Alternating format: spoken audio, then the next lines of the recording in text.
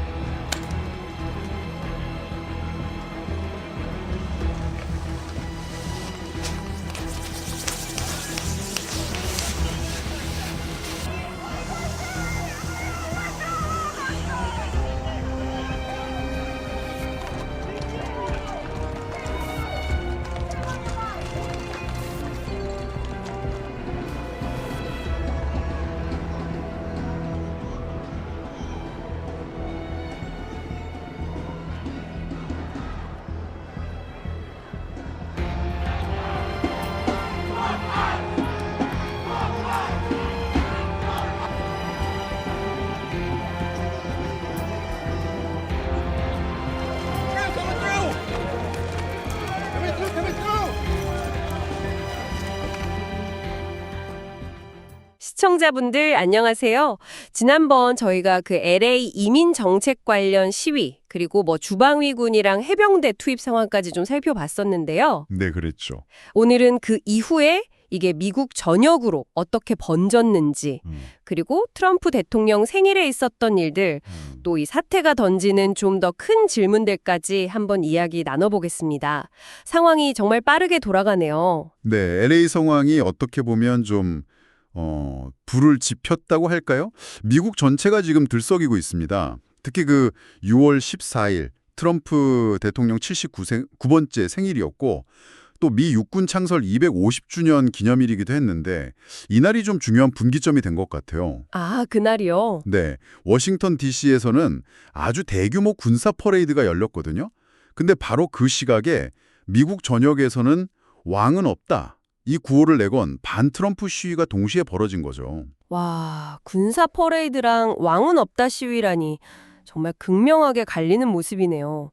그 시위 규모가 상당했다면서요? 네, 그렇습니다.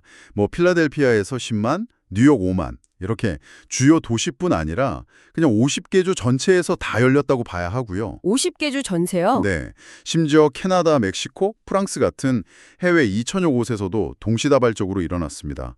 이게 거의 2020년 그 조지 플로이드 시위 이후로는 최대 규모다 이런 평가가 나오고 있습니다. 2020년 이후 최대 규모? 네. 그리고 좀 흥미로운 게 시위 주최 측에서는 LA에 군 병력이 투입된 걸 보고 오히려 시위가 더 늘었다. 300개 이상 행사가 추가됐다고 하더라고요. 아, 그러니까 강경 대응이 오히려 좀 역효과를 낸 걸 수도 있겠군요. 네, 그럴 가능성도 있죠. 그 한인 사회 분위기는 좀 어떤가요? 그때 불안감이 크다는 소식이 있었잖아요. LA는 여전히 긴장 상태라고 봐야 합니다. 야간 통행 금지령도 내려졌었고요. 시위대하고 경찰, 심지어 그 연방 청사 지키는 해병대 병력하고도 대치하는 상황이 있었죠. 해병대하고도요? 네. 다행히 아직까지 공식적으로 한인 피해가 보고된 건 없다고 하는데요. 그래도 그 1992년 LA 폭동 기억 때문에 불안감은 여전한 것 같습니다. 아무래도 그렇죠.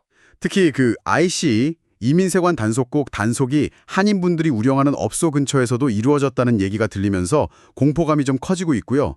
언제 어디서 단속이 걸어질지 모른다는 불안감 때문에 LA 패션 디스트릭트 같은 곳은 노동자들이 아예 출근을 못해서 거의 유령 도시처럼 변했다. 이런 말까지 나오고 있습니다. 유령 도시라 정말 심각하네요.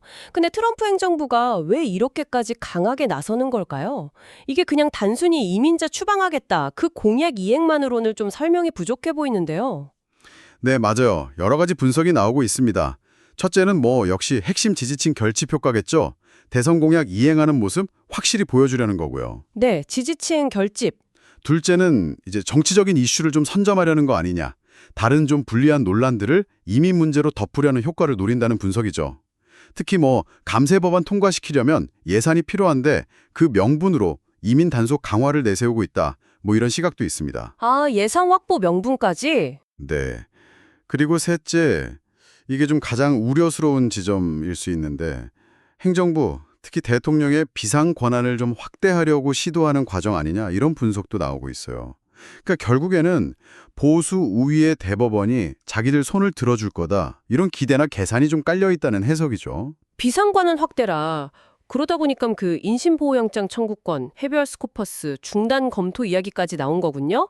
이거 정말 심각하게 들리는데요. 네, 맞습니다. 그 스티븐 밀러 백악관 부비서실장이 이걸 언급했는데 이게 왜 심각하냐면요. 법원의 어떤 판단 없이 정부가 개인을 구금할 수 있게 되는 거거든요. 아, 법원 판단 없이요? 네, 그러니까 사법부의 견제 기능을 사실상 무력화하고 행정부 권력을 극대화하려는 시도로 볼 수 있기 때문에 이건 뭐 법치주의나 민주주의의 근간을 흔드는 조치다 이런 비판이 굉장히 거셉니다. 와, 이게 단순히 그냥 이민 문제를 넘어서서 거의 국가 시스템 자체에 대한 논쟁으로 번지는 느낌이네요. 그렇습니다. 국가 안보나 질서 유지라는 명분이 있고 또 개인의 권리와 자유, 경제적인 현실, 거기에 그 정치적인 계산까지 정말 복잡하게 얽혀 있네요. 시청자분들께서도 보시면서 참 많은 생각이 드실 것 같습니다. 네, 맞아요. 이번 사태가 미국 사회의 어떤 깊은 균열을 보여주는 동시대 행정 권력의 본질이 뭐냐, 또 민주주의 시스템은 제대로 작동하고 있는 거냐 이런 근본적인 질문을 던지고 있다고 봅니다. 심지어 공화당 내부에서도 뭐 수잔 콜린스 상원의원 같은 경우는 해병대 투입은 좀 선 넘었다 이런 목소리가 나오고 있고요. 민주당은 당연히 헌법 위반이다, 권력남용이다 강하게 비판하고 있죠. 네, 공화당 내에서도 비판이 나오는군요. 네, 주요 언론이나 전문가들도 민주주의가 후퇴할 수 있다는 가능성을 아주 심각하게 보고 있습니다. 오늘 저희가 나눈 이야기들이 시청자분들께서 이 복잡한 상황을 좀 다각도로 이해하시는데 조금이나마 도움이 되었으면 좋겠습니다. 마지막으로 이런 질문을 한번 던져보고 싶네요. 지금 미국에서 벌어지고 있는 이 일련의 사건들, 이게 그냥 일시적인 위기일까요? 아니면 미국 사회가 앞으로 나아갈 방향에 대한 어떤 중대한 갈림길을 보여주는 신호일까요? 시청자분들의 생각은 어떠신가요?